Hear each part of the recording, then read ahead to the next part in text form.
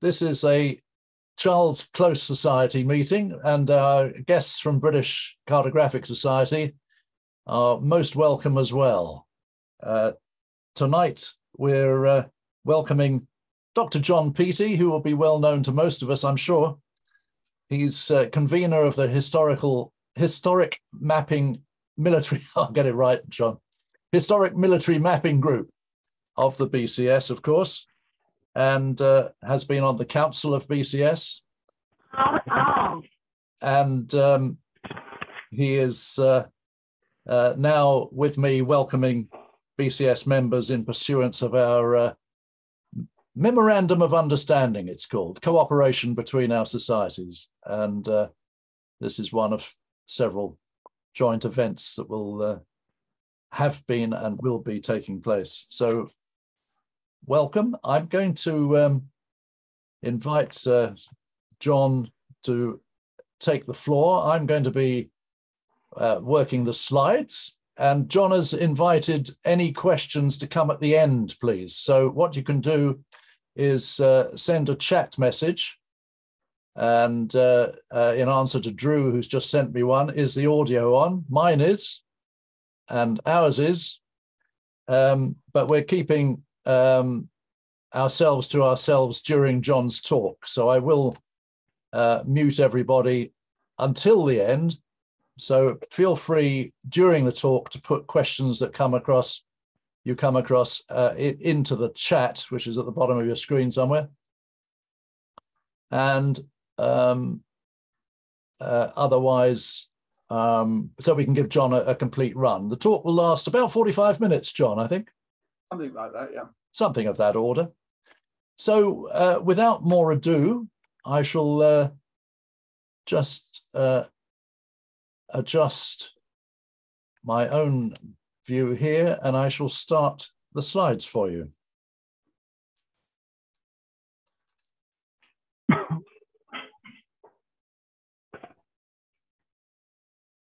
Take it away, John. Well, thank you very much, Jerry. Thank you very much for the invitation, and good evening, everyone from the CCS and the BCS. And it's a great pleasure to be invited to address the CCS again, albeit virtually. So I'm going to start with a quote. All the business of war is to endeavour to find out what you don't know by what you do. That's what I called kissing what was at the other side of the hill. And that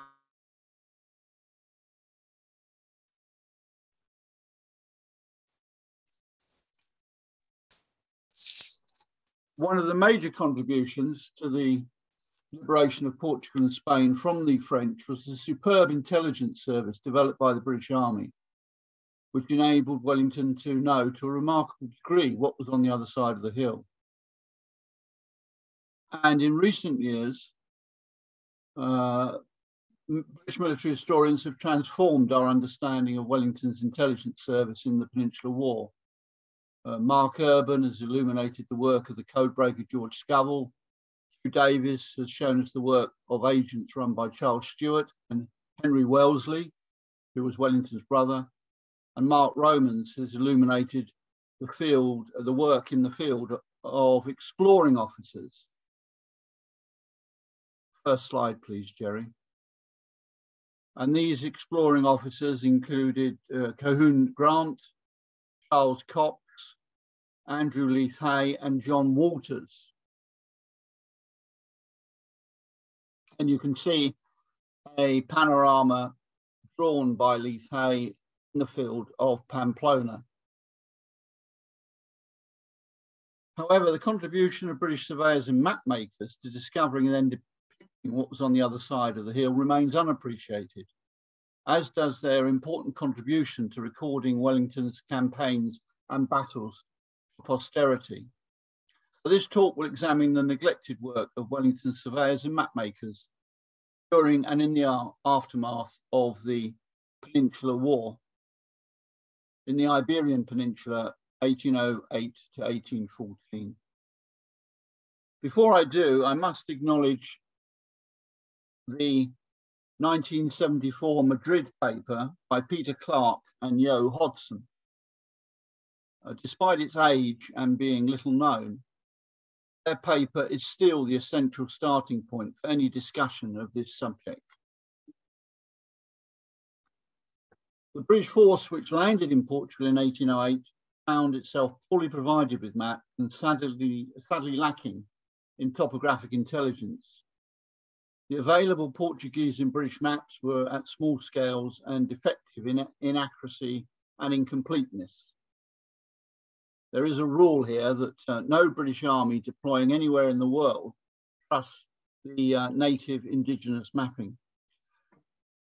In Portugal, a principal triangulation commenced in the previous decade provided a double chain of triangles covering the southern 2/3 of the country only. And even within this, some observations were provisional or incomplete. It appears that no lower order work yet existed to provide a suitable framework for topo mapping. The few useful surveys available to the commanders initially were of limited extent and did not provide coverage where it was needed. Wellington, explaining his anxiety to push south towards Lisbon after his victory at Rollica, only 17 days after disembarkation, wrote, "I should have pushed the advance guard as far as the heights of Mafra and should have halted the main body about 4 or 5 miles from that place. By this movement, the enemy's position at Torres Vedras would have been turned, and I should have brought the army into country of which I had an excellent map and topographical accounts, which had been drawn up for the use of the later Sir Charles Stuart.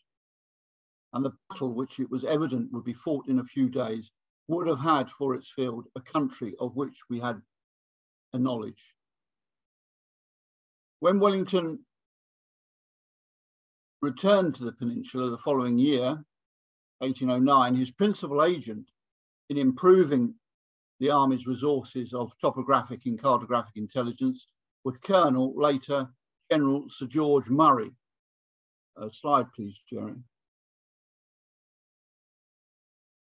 Originally of the 3rd Foot Guards, he was the Quartermaster General, QMG, of Wellington. Murray had attended the Royal Military College, RMC, founded 1801, at High Wycombe under General Francis Jarry. The RMC taught courses in French, mathematics, drawing, field fortification, German, reconnaissance, and movements to qualify officers to serve on the staff. After High Wycombe, he had been employed on QMG duties at Horse Guards in Whitehall, in Dublin, and with expeditions to Hanover, Copenhagen, and Stockholm. In the Peninsula, he rapidly and effectively created an organisation with a range of duties corresponding to those of the revitalised QMG's department at Horse Guards. He was ably assisted in the Peninsula by his deputy, Delancey. Murray's primary responsibilities were the movement and quartering of Wellington's army. Topographic and cartographic intelligence was essential to the proper discharge of these responsibilities. Much material was provided to Murray by the Portuguese. However, the utility of most of this material was severely limited for the reasons given above. So using the officers of his own department, whether permanent assistant, PAQMG, or attached regimental officers serving as either deputy assistant, PAQMG, or assistant, AQMG, Murray embarked on a mapping programme covering the areas of actual and potential operations. In this work, Murray used officers of the Royal Staff Corps, RSC, founded 1800, several of whom were graduates of the RMC at High Wycombe, and whose role was the designing and building of fieldworks, including bridges and canals, and the carrying out of other duties in the QMG's department. Next slide, please, Jerry. The Royal Military College taught its students to sketch ground and draw maps in a more rapid and less elaborate way, and Royal Artillery and Royal Engineer officers were taught to do at the Royal Military Academy, RMA, at Woolwich. And it should be noted that at this time, the RA, the RE and the RMA answered to the Board of Ordnance headed by the Master General of the Ordnance, MGO. They did not answer bizarrely to the Commander-in-Chief of the Army at Horse Guards. And this was the reason why the latter created the RSC and the RMC. All very confusing. But it was the only way that the Commander-in-Chief at Horse Guards and the Commander-in-Chief in the field, i.e. Wellington, have control over their own assets.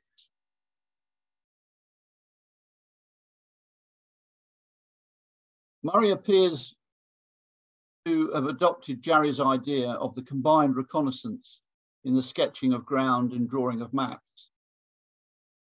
In September 1809, he wrote from HQ, "Undimensioned officers will proceed without delay to form a skeleton map of that part of the provinces of Almentejo and Portuguese Estremadura, which is bounded on the north by the River Tagus. The general map will be drawn at headquarters from the sketches of the undimensioned officers, and as it will be made upon the scale of 4 English miles to an inch, it will be expedient that all the officers employed should work upon that scale. The officers to be employed are Captain Todd, Lieutenant Staveley, Lieutenant Freeth, Royal Staff Corps, Lieutenant Bulk, Deputy Assistant Quartermaster General." So men are going out into the field, sketching their part, and then it's being brought back to HQ and combined into a consolidated product. And many such orders for simultaneous coordinated work by several officers can be found in the Murray papers at the National Library of Scotland in Edinburgh. Few of the resulting maps, however, survive. At the National Archives in Kew, there is a relief map of the area southeast of Badajoz. It was produced at a scale of 9 inches to 16 miles in April 1812.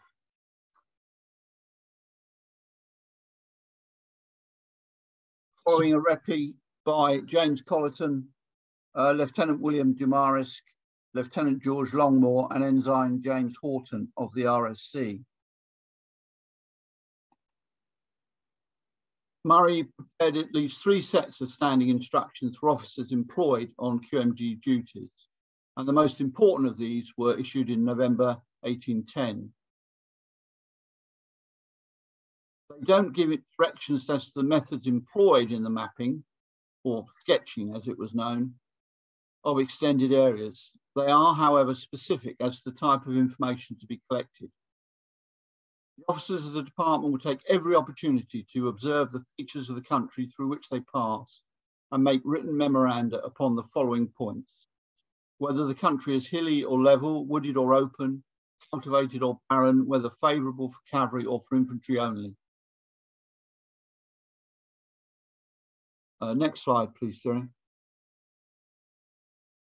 Murray well understood that the ideas of completeness and perfection must be subordinated to operational urgency. Elsewhere in the orders, Todd, which I quoted above, and others, he wrote, "The map is intended chiefly to show the roads and rivers and the towns and principal villages, but if much delay would be occasioned by it, the woods may also be inserted." On another occasion, he wrote, "I am desirous that no time should be lost in completing a reconnaissance, and I request that you will transmit to me a rough outline or tracing of it in case you should not be able to prepare the finished sketch in a short time." He was also very clear in his identification of his primary responsibility, and that was, as his title, QMG, indicates, the moving and quartering of troops, and that mapping and intelligence should serve those ends. His orders constantly emphasised that priority had to be given to collecting data for those purposes. Now, the map you see here is a commercially available map, available in London, produced by Fadens, and it shows the area of Badajoz to the left of the map. Badajoz, of course, was one of the key frontier fortresses on the Portuguese-Spanish border.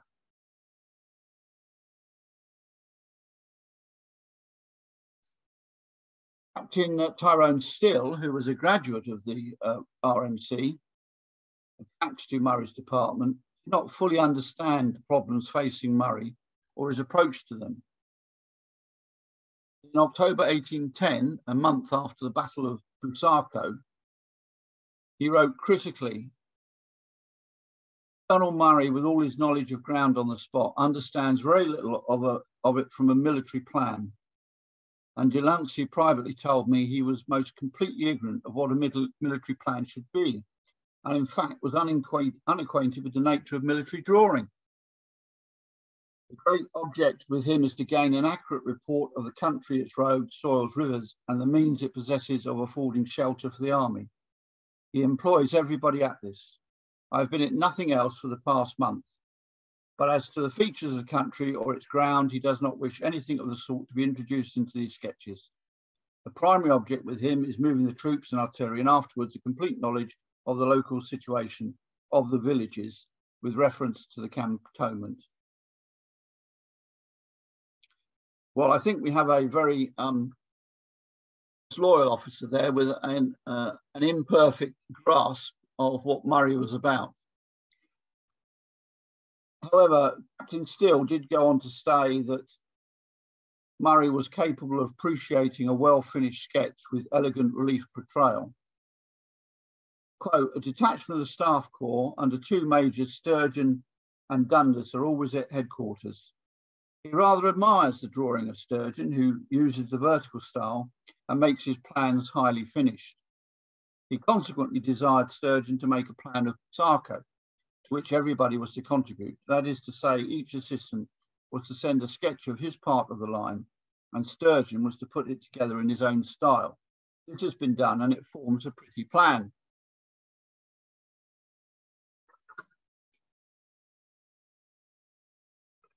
Next slide, please, Kerry.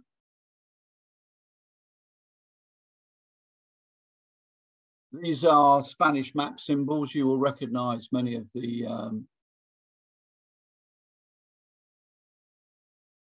Arroyo, Rio, Fuerte, etc. Next slide, please, Jerry. And this is this pretty plan drawn by Sturgeon of the ridge at Bussaco and of Wellington's great victory over Massena.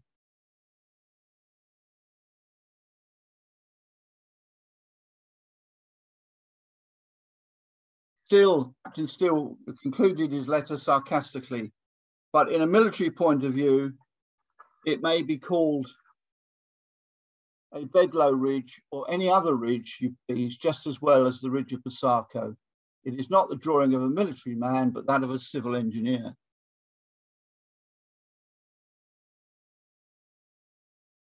Well, I think that's a very dismissive remark about Sturgeon's map of the Battle of Bussaco.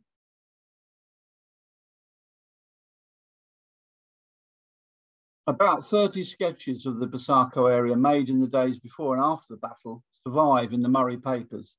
They vary in quality, but those by Lieutenant John Bell, DAQMG, Lieutenant George Polk, who was a German, DAQMG, Lieutenant John Westmacott, RSC, and Major Henry Sturgeon, RSC, and Captain Alexander Todd, RSC, are excellent. And I think the point to understand about Sturgeon is that although he transferred into the Royal Staff Corps, he was originally Royal Artillery. So he was trained at Woolwich. So he was the ideal man to produce a finished study, if you like, of the Battle of Bussaco. A plan of the battle in 4 parts, copied by Westmacott from Sturgeon's original, survives at Kew, as do an original drawing of Bussaco by Sturgeon and a drawing of Bussaco Ridge by Sturgeon. Drawing of Bussaco by Colleton also survives at Kew. If you're interested in the Battle of Bussaco, there is no shortage of maps or sketches. The informed and scientific approach to military problems by the QMG's Department of Horse Guards, with its depot of military knowledge, usually known as the Military Depot, founded in 1803, and arguably the ancestor of today's Defence Geographic Centre, included a concern for military history. Murray had served for a time in the military depot after High Wycombe, and his own interest in military history, he later edited Marlborough's dispatches, made him a willing helper. So when time and opportunity permitted, he had detailed plans made of the sites of engagements. The plan of Bussaco Ridge by Sturgeon, referred to above and seen before you, is but one example. Other examples can be found among Murray's instructions. In November 1809, he dispatched Sturgeon and Staveley to sketch the ground in the neighbourhood of Talavera, including the position occupied by the British and Spanish armies during the battle of the 27th and 28th of July. In October 1811, Charles Pierpoint was given instructions respecting the ground to be sketched for the purpose of showing the several affairs with the enemy during the retreat of Marshal Massena's army out of Portugal in spring 1811. Next slide, please, Jerry. Pierpoint had often been attached to Murray's department before becoming a PA-QMG. He had mapped Rolica and Vimeiro, at which he had been present, and had been AQMG of Paget's division during the retreat to and Battle of Corunna and the famous death of Sir John Moore in January 1809.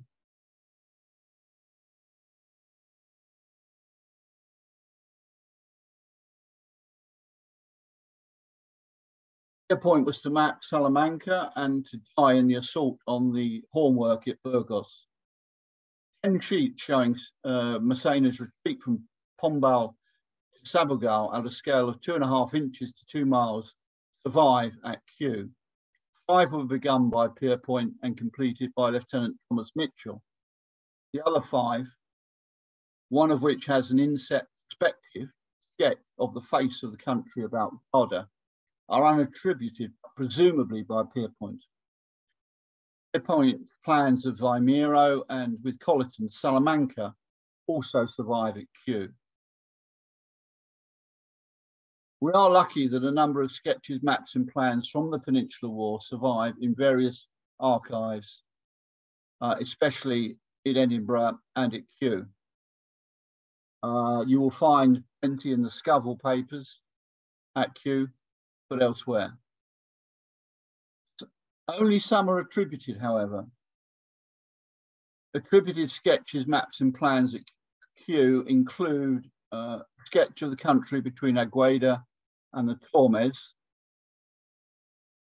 showing roads and bridle paths by Lieutenant John Pardy, RSC, a plan of the siege of Ciudad del Rodrigo by Todd, Ciudad del Rodrigo being another one of these key border fortresses, a sketch of positions for the defence of Lisbon by Bulk, a sketch of positions at Alverca by Westmacott and Lieutenant Michael Shanahan, RSC, and 2 maps by Todd of the area between Garda and the Tagers, showing rivers, roads, paths, towns, villages, and distances between towns and villages at a scale of 4 miles to the inch. A number of topographic memoranda also survive in Edinburgh and Kew, although many are unattributed. One such at Kew concerns the rivers between Garda and the Tagers, and contains a drawing of the great Roman bridge over the Tagus at Alcantara after it had been broken. Given Todd's maps of the area, this memorandum and drawing may well be by him. Because of their historical interest, retrospective maps and plans of battles and movements survive in archives in much greater numbers, and the mapping prepared for staff planning and operational purposes. Maps of this latter type were probably destroyed when replaced later by better topo surveys. Murray, however, was very properly concerned with their preservation while they might still be needed for military use. We find him writing from HQ to the subordinate office which he maintained at the base in Lisbon. The cloth you sent for pasting plans upon is too coarse for the purpose and is cotton instead of linen. I beg you will send 6 yards more of linen and of a quality considerably finer, and charge it in your next contingent account. Systematic cataloguing, sorry, Jerry, to mention cataloguing. The systematic cataloguing of the topographic records was likewise carried out. Several lists of materials sent back from HQ to Lisbon survive, and neat lists of reports, books, maps and plans held in the QMG's department there are to be found among Murray's papers in Edinburgh. He ensured too that the central topo intelligence function of the military depot was properly supported. He wrote on one occasion, "I wish copies to be made of the sketches of the coast by Major Sturgeon, which are sent by the Curia this day, and the originals to be afterwards forwarded to the Horse Guards by a safe opportunity. The copies may be traced in a rough way only, without losing time upon them. I wish great care to be taken that the originals are not injured in any manner." So it's largely thanks to the efforts of Murray that so many plans, sketches and maps of the Peninsular War survive. I should mention that Sturgeon, eventually promoted to colonel, was not to survive the war. He was killed in controversial circumstances after Wellington's army had crossed into southern France in 1814. Next slide, please, Jerry. The cartographic material of the war is unique in one particular respect. This was the first war in which maps were produced for the British Army by the lithographic process. The first lithographic press in England, originally intended for commercial use but proving unsuccessful in this connection, was acquired for the QMG's department and installed at Horse Guards in 1808. So that may well be a lot earlier than many of you thought. Lithographic. It appears that from the beginning it was intended for map production work, and from this press there issued maps falling into various categories.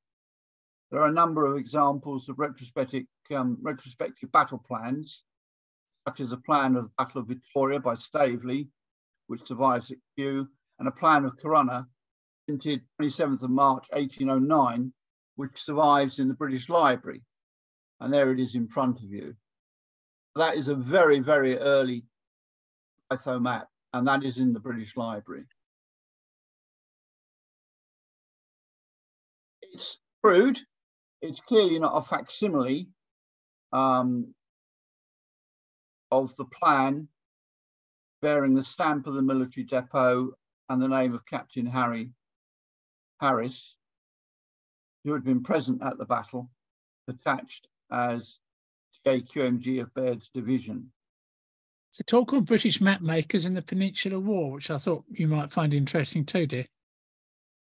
So it's not a, it's a very poor copy, and there's no relation to the original. It is a copy, and it's 1809, so it is way, way before photocopiers.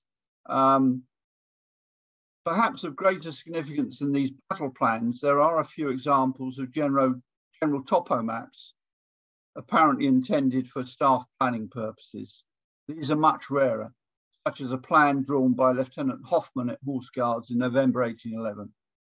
It is interesting how early analogies to the modern practice of producing successive editions with revised and extended contents can be found, and how far the production of the same map in different physical forms is exemplified among these early lithographed maps well over 2 centuries ago.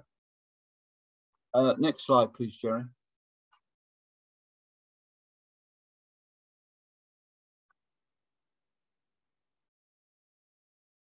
So during the war, much attention was paid to the retrospective mapping of battlefields.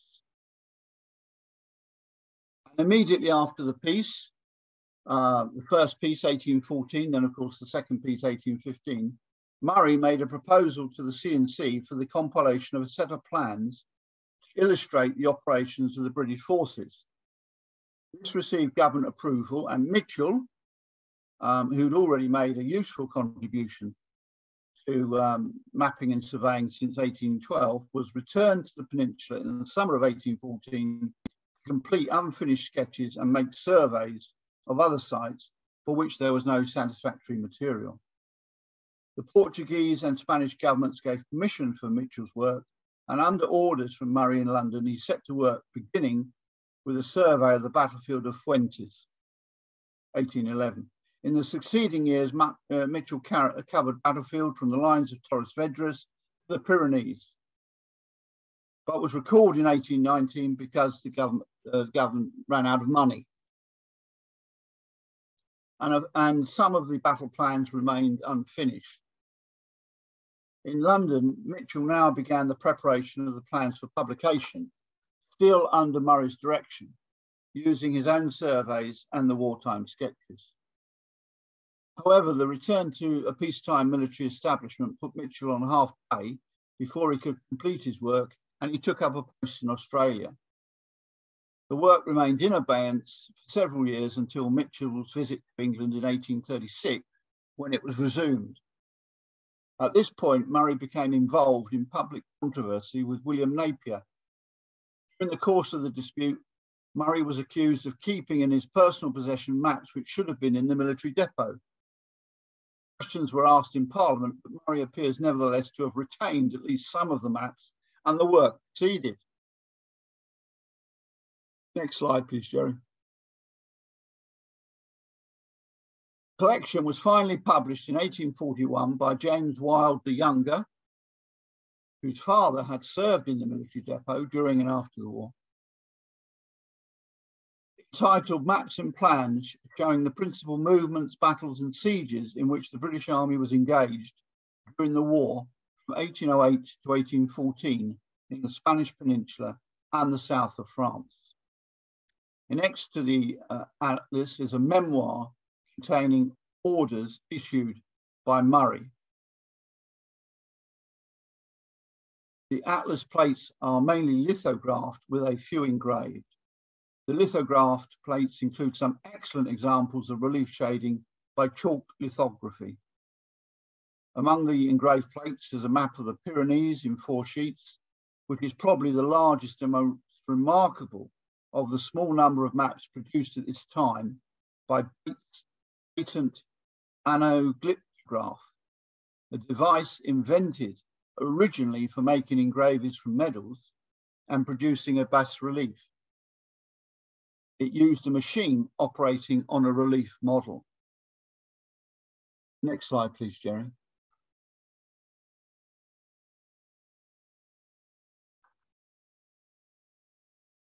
Hugh holds a copy of Wyld's atlas, as well as many of the maps and plans appearing in it, including 2 of Bussaco and the 10 of Massena's retreat mentioned above. The elegant and interesting maps and plans in the atlas are the most lasting memorials of the cartographic work directed by Murray and have great historic value. Next slide, please, Jerry. This is Salamanca from the atlas, You can see the great Roman bridge on the left, two cathedrals on the right. And this is the attack on the forts at Salamanca after Wellington's great victory on the hills and plains outside.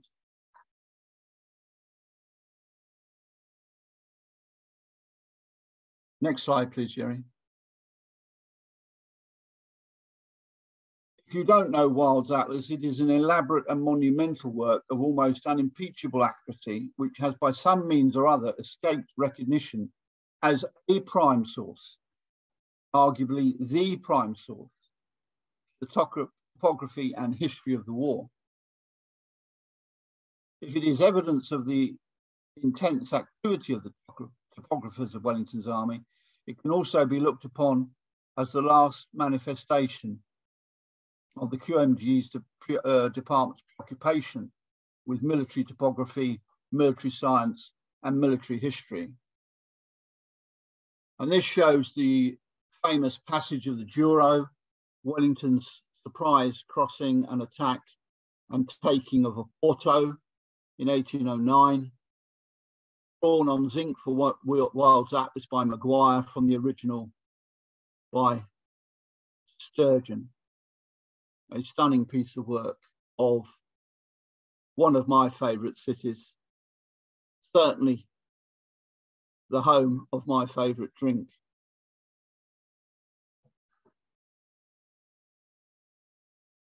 I see that I'm running out of time, so I'm going to move to a conclusion.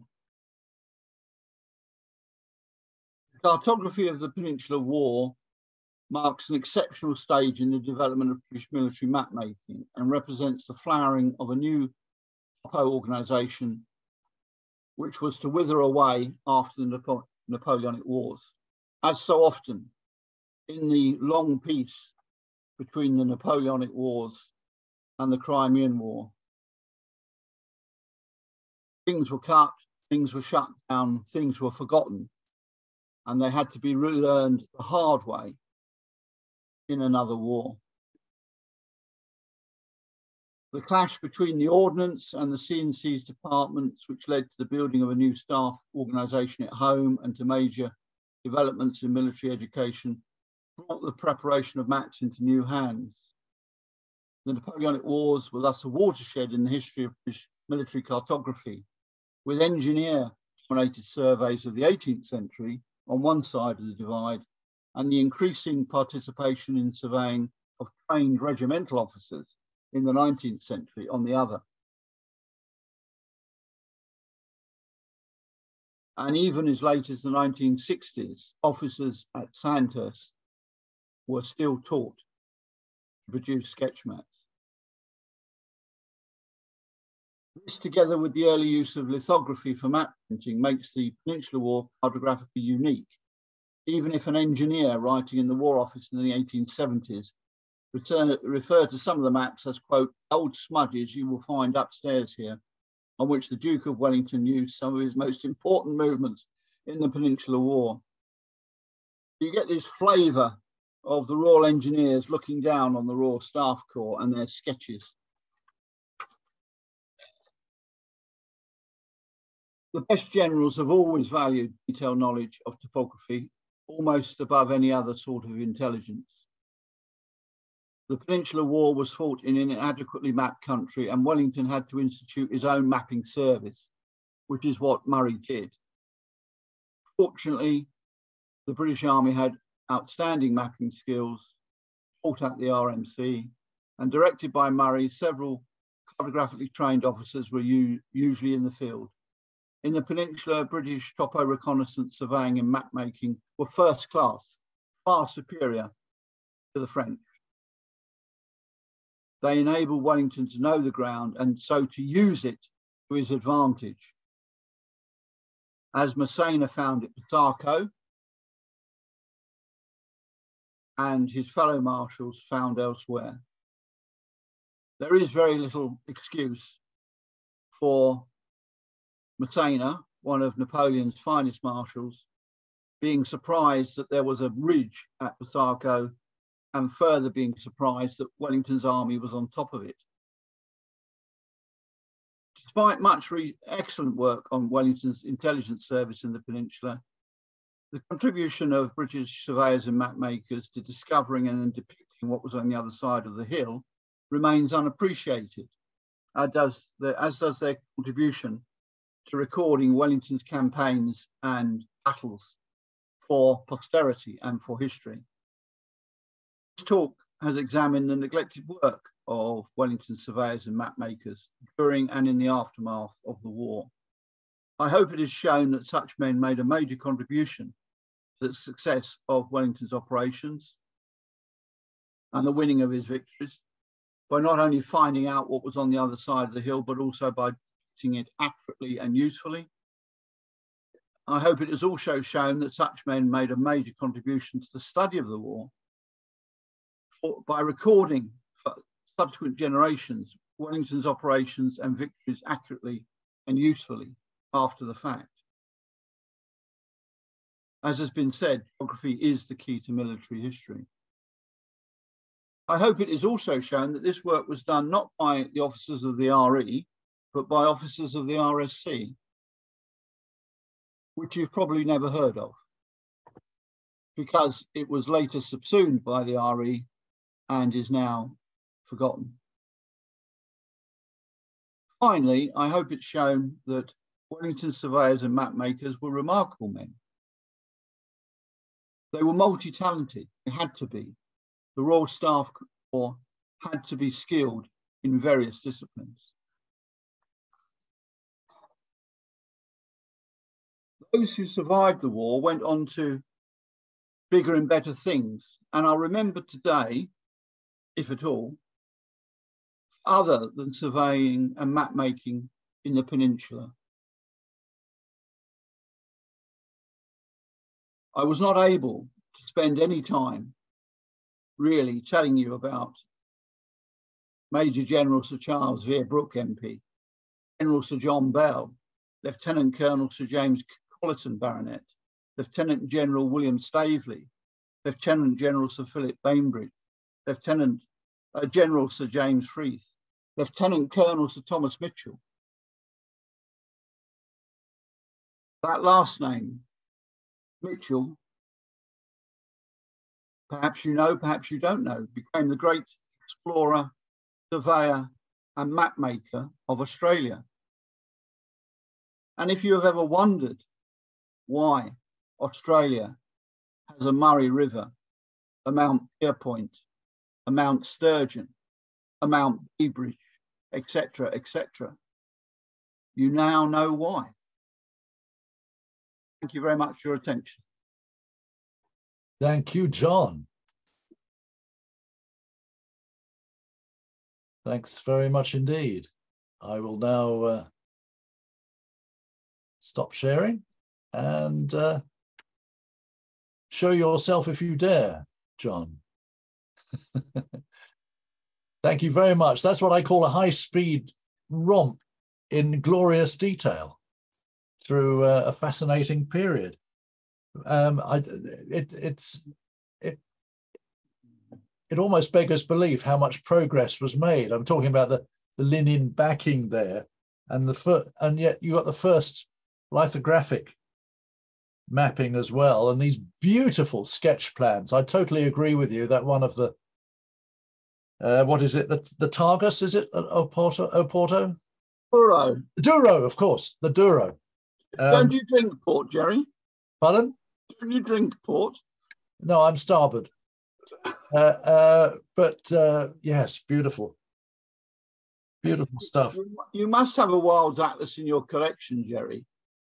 You've ragged me about this before. I have some Wylds, but I can't tell you which. If you had Wyld's Atlas, you would know it, Jerry. It's a sore point, hence your crack about cataloguing. I've managed to lose a large part of mine, but there we go. I'm just checking for chat, and let's see if there's any questions for you. Rob Wheeler says, while the work on Wyld's Atlas in Spain was progressing, the political situation was fraught. with eventually French intervention. So was it combined with collection of wider intelligence?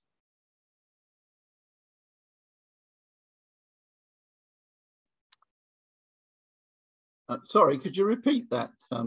While the work, yes, it's in chat if you've got it there. While the work on Wyld's atlas in Spain was progressing, the political situation was fraught with eventually French intervention. So was it combined with collection of wider intelligence? Presumably in France, you mean, Rob?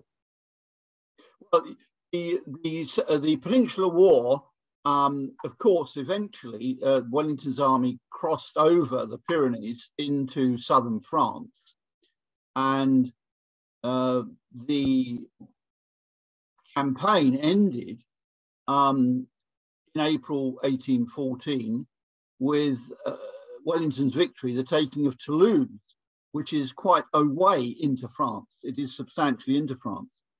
So it's Portugal, Spain, and France. France, of course, was under an army of occupation from 1814, and therefore they were beholden to the great powers. They had to pay an indemnity, had to return artworks, etc., etc. No, John, I was referring to the period after the peace. When, yes, after the peace. Well, we had an army of occupation in France. Yes, but back in Spain, when this work was going on, you know, on the production of the atlas and on the resurveying. Where Mitchell, yes. Was there wider intelligence collection in Spain? I'm sure that, reading between the lines, there was intelligence in the margins going back to Murray. I'm sure. Right. It would be absurd if it wasn't. This was not a cover. This was a genuine attempt to map and preserve the war for posterity. But I am sure that as a trained officer, Mitchell was keeping his eyes and ears open and was passing that back to Murray. And it's all in the Murray papers in Edinburgh. Thank you. Thank you, Rob. Thank you, John. Here's a chat message from John Morwood, who is Secretary of the Waterloo Association. Could the speaker give us his valuable views on how the British map specialists compared to the French? As I understand that the French had to use maps which were poor at best and downright wrong in others. Well, as I said, the British mapping effort in the Peninsula was first class, and it certainly outclassed the French by some measure.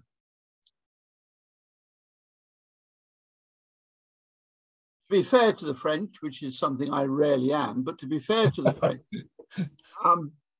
they were not allies of the Spanish or the Portuguese. They were not operating in a friendly host country. We were.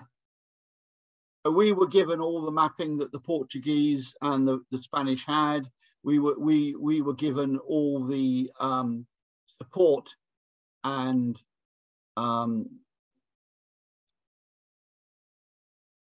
help that we required. As I say, it's almost a rule of the British Army that when it ever deploys on operations, it likes to get out and about mapping and patrolling, because it rarely, if ever, believes native maps because of bitter experience in the past. And as I indicated, there were severe problems with the Spanish and Portuguese maps of the peninsula. And because it was not a benign environment for them, the French were less able to send out the exploring officers that we did. And also, I think, they weren't doing what our officers were doing, which was do quick sketch map from the back of a horse, and then consolidate and coordinate back at HQ. So I think their methodology was different. But as I said, it beggars belief that Marshal Massena, who was one of Napoleon's finest marshals, would be surprised, first of all, by the existence of a ridge at Bussaco, and secondly, that Wellington's army was on top of it. How you managed to be surprised by both those things is beyond me, but the French were. Thank you, John. And thank you to John Morwood for your question. Karen Rand is in the audience. Good evening, Karen. Would you like to ask your question in person, or shall I for you?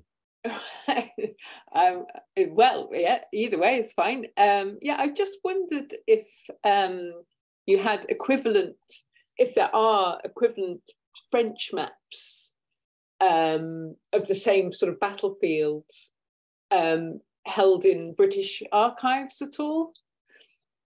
Just curious if you could do a compare and contrast of what the two armies had. I'm not really au fait with the French side of things. There are extensive archives in France, of course, and what I do know from work on the Battle of Waterloo, and the campaign of Waterloo, is that the British mapping was superior to the French mapping, and the French had occupied Belgium for many, many years. So go figure. Thank you. Thank you, Karen. Nice to hear from you. I have another question here from Frank. Is that Frank Idiols? Frank, do you want to speak your question? Let me read it for you, if not. Do you know of any pieces of surveying equipment being used at the time? I guess not the 36-inch Ramsden theodolite. Could be right there, Frank. Yes, John? I think the surveying equipment was rather more primitive than it later became. Yeah, they had primitive surveying equipment, very primitive. And don't forget, they were doing this on the hoof, literally. Once the area had been settled, they could spend more time at it and do it in more detail. And so, for instance, the lines of Torres Vedras, great defensive work, protecting Lisbon, had all been properly surveyed and constructed by the Royal Engineers. That had been a proper job done in a proper way. And yes, you've guessed it, Marshal Massena was completely surprised when he approached Lisbon and found these huge fortifications rising up to meet him. Thank you, John. Anyone else in the audience like to raise a hand or just unmute and shout? That's the end of the chat questions we've got. While you think if there's any final questions, John, I remember reading someone else's history of the march northwards in winter, I think. And before our own mapping kicked in, there was some pretty poor Spanish, if not Portuguese, mapping used by troops, which sent us on one or two wrong roads. So the advance from the south towards La Corunna, anyway, was painful. Yes, obviously, Galicia. If you're talking about the Corunna campaign, Galicia, being one of the extremities of Spain, was less well developed and less well surveyed than other parts of Spain. And yes, the native mapping was in many ways inaccurate. and northern Portugal, for instance, Massena's Great Retreat. Northern Portugal was less developed and less surveyed and mapped than other parts of the country. And so there is undoubtedly armies did take wrong roads and came unstuck, especially in winter. Don't forget, of course, seasons, climate has a huge impact on terrain and topography. A river that could be easily crossed in summer, in winter could be a raging torrent. Right, thank you. Does anyone else have any more questions for John Peaty? So one more? One new message. Yes, here we are. Anthony Wood asks, are any of these maps available in modern facsimile? Well, I've shown a few facsimiles. They came from the book that Yo Hodson and Major Alan Gordon, the late Major Alan Gordon, wrote for the 250th anniversary of military survey in 1997. Yes, if you wanted copies, high resolution colour copies, you would have to approach the National Library of Scotland or the National Archives, and I fear they would charge you the earth, if not more. I was surprised, Joe, not to receive it. Any questions about Australia? Everyone knew the connection between the Peninsular War and Australia. I assumed that nobody knew.